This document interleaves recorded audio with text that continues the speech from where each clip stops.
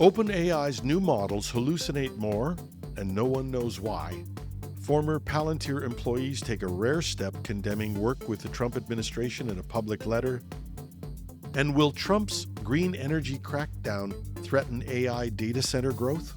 Welcome to #Trending. I'm your host, Jim Love. Let's get into it. OpenAI's latest AI models, touted for their enhanced reasoning capabilities, are exhibiting a troubling increase in hallucinations, instances where the AI generates false or nonsensical information. Despite internal testing revealing these issues, the underlying causes remain elusive, raising concerns about the reliability of advanced AI systems. OpenAI's internal evaluations have shown that their new reasoning models, O3 and O4 Mini, hallucinate more frequently than their predecessors. For example, the O3 model produced hallucinations in response to 33% of the questions on the Person QA benchmark, a significant rise from the 16% and 14.8% rates observed in earlier models O1 and O3 Mini. The O4 Mini model fared even worse, with 48% hallucination rate on the same benchmark. These findings are particularly concerning given that these models are designed to handle complex reasoning tasks.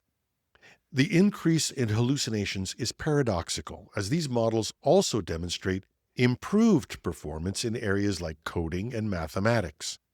The company acknowledges that more research is needed to understand why hallucinations are becoming more prevalent as the model's reasoning abilities improve. But understanding this may prove to be a difficult task. As Anthropic CEO Dario Amodei has pointed out, we really don't understand what is happening inside AI models, and the work to do that is still in its infancy. To date, Anthropic has been the one company to focus on this type of understanding, but their work is still in the early stages. Anthropic has called on all of the other major AI companies to increase and share their work in this area.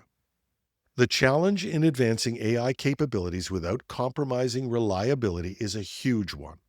As AI systems become more integrated into critical applications, the need for transparency and robust safeguards against misinformation becomes paramount. The phenomena also highlights the importance of ongoing research to understand and mitigate the unintended consequences of AI advancements. Now, as an editorial note, and as someone who uses AI regularly and is actively following this, we shouldn't blow these out of proportion. I accept the research, but my own findings don't show the level of inaccuracy that the report suggests. I have observed problems recently with OpenAI in particular, and in particular when it comes to search capabilities. But like many people who use AI for many purposes, including deep research, I never count on one AI when the accuracy of the research is an issue. I will first ask the AI to check its own work, name its sources, often ask if it will do a word-for-word check if it presents me with a quote, and I use two AI models. One to do the basic research and the other to check the research. And finally, just a reminder, these tools are there to extend what we can do, to help us find things, to help us edit, to do those tasks that are repetitive and sometimes meaningless. But especially in the early days of AI, and we are still in the early days, they don't relieve us of the responsibility to check the results and think critically about what AI presents us with. 13 former employees of Palantir, a company about which little is known, but which has become a huge part of the new U.S. administration, are speaking out against the company's growing role in U.S. immigration enforcement, accusing the firm of abandoning ethical principles in its partnership with the Trump administration. The group of ex-Palantir workers has issued a public letter condemning the data analytics firm's work with the Trump administration, specifically its $30 million deal with Immigration and Customs Enforcement, or ICE, to provide near real-time tracking of migrants in the U.S. The signatories, former engineers, managers, and members of Palantir's own privacy and civil liberties team, say the company's recent moves violate the ethical foundations it once promoted. These principles have now been violated and are rapidly being dismantled at Palantir Technologies and across Silicon Valley, the letter states, as shared exclusively with NPR. Palantir, co-founded by Trump ally Peter Thiel, provides data analysis tools used by the military, law enforcement, and intelligence agencies around the world.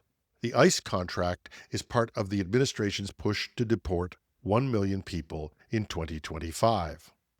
The work Palantir has been doing and its growing influence since Trump's election has caused Palantir's share price to surge more than 200%, bringing its market valuation to nearly $300 billion. The letter also criticizes what the former employees call increasingly violent rhetoric from Palantir CEO Alex Karp, referencing his past remarks about critics and his open endorsement of using the company's software to kill enemies. It warns that tech tools developed for civilian use are now enabling government policies that undermine democratic values, including surveillance of immigrants and erosion of civil liberties. The signatories also take aim at the Department of Government Efficiency, DOGE, a Trump-era initiative led by Elon Musk. They accuse DOGE of hiring ex-Palantir staff to help dismantle federal programs, particularly those focused on diversity, equity, and inclusion. While only 13 individuals signed the letter out of Palantir's 4,000 employees, it's a rare example of public dissent from within a company known for secrecy and strict non-disparagement agreements. Most ex-Palantir employees also hold stock, which may also make them less likely to criticize their former employer. But the authors are willing to come forward, claiming that they hope their statement inspires others in the tech industry to speak out while we still can, warning that silence may help normalize authoritarianism under the guise of innovation. And yesterday we covered a story about the tremendous growth that is expected in terms of data center development, largely to serve the growing needs of AI, but also to deal with the general growth needed to support cloud computing and SaaS applications. Even the most pessimistic growth projections still require a huge increase in capacity, and one of the key limiting factors for that growth will be the availability of enough reliable power. And to the extent that there's concern about greenhouse gas emissions, the availability of sustainable power solutions may also be a threat to growth. President Trump's aggressive rollback of renewable energy initiatives is raising alarms in the data center industry, which warn that the move could stall U.S. progress in artificial intelligence by choking off access to affordable, scalable power that these facilities depend on.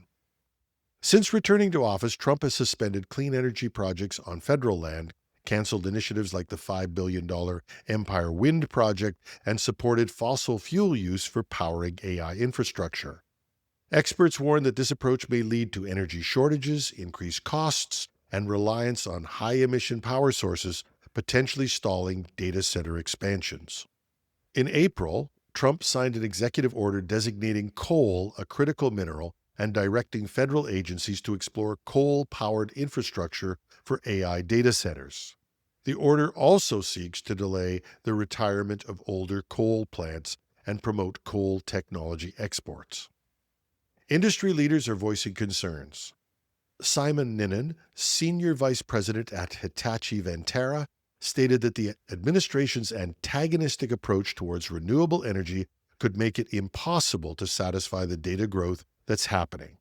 Nick Hertlein of Stonepeak noted that if the U.S. AI development is a priority, policymakers need to find ways to accommodate the data centers industry's growth. At a recent House Energy and Commerce Committee hearing, former Google CEO Eric Schmidt emphasized the urgent need for increased energy production to sustain the U.S. AI arms race against China. He stated, "We need energy in all forms, renewable, non-renewable, whatever it takes. It needs to be there, and it needs to be there quickly." So the U.S. risks losing its AI edge to countries like China, which is actively modernizing its power grid to support digital expansion. At a minimum, data centers are expected to add 83.7 gigawatts of energy demand by 2030, the equivalent of adding a new state the size of Texas. Without access to renewable energy, the industry may face energy shortages, increased costs, and reliance on higher emission power sources. And that's our show. Love to hear your comments. You can reach me at editorial@technewsday.ca or on LinkedIn, or if you're watching this on YouTube, just drop a comment under the video. I'm your host, Jim Love. Have a wonderful Wednesday.